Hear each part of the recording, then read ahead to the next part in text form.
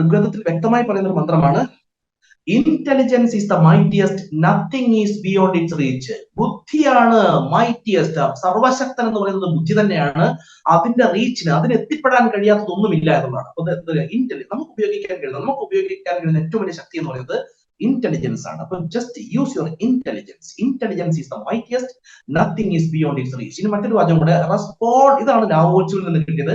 അതിനുശേഷം അപ്പോൾ ഞാനത് ആ ഇന്റലിജൻസ് ഉപയോഗിക്കേണ്ടതിന്റെ പ്രാധാന്യം മനസ്സിലാക്കുന്നതും പിന്നീടാണ് ഋഗ്വേദത്തിൽ ഞാൻ കണ്ടത്. ആദ്യം ഞാൻ വായിച്ചത് ഈ വാചകമായിരുന്നു, respond intelligently even to unintelligent treatment. Respond intelligently even to unintelligent treatment. അപ്പൊ ഇന്നു മുതൽ നമ്മുടെ ഓരോ ചിന്തയും ഓരോ സംസാരവും ഇന്റലിജൻസ് ബേസ്ഡ് ആയിരിക്കണം. ഇന്റലിജൻസ് നമ്മുടെ ഓരോ ഡിസിഷനും ഇന്റലിജൻസിന് പുറത്തായിരിക്കണം. ഏത് ലക്ഷ്യത്തിന് വേണ്ടി? നമ്മൾ ആഗ്രഹിച്ച സാമ്പത്തിക ശേഷി, നമ്മൾ ആഗ്രഹിച്ച ആ സാമ്പത്തിക ശേഷിക്ക് ആവശ്യമായ ബിഹേവിയർ ആണോ എന്നിൽ നിന്നുള്ളത് നമ്മൾ നമ്മുടെ ഇന്റലിജൻസ് ഉപയോഗിച്ച് പരിശോധിക്കുക. ഇന്റലിജൻസ് ഉപയോഗിച്ച് പരിശോധിക്കുക. നമുക്ക് നമ്മുടെ ആ സാമ്പത്തിക ലക്ഷ്യത്തിന് ആവശ്യമില്ലാത്ത ചിന്ത, സംസാരം, പ്രവൃത്തി വർജിക്കുക. ഷൻ ഓൾ അൺവാണ്ടഡ്, എല്ലാം വർജിക്കുക.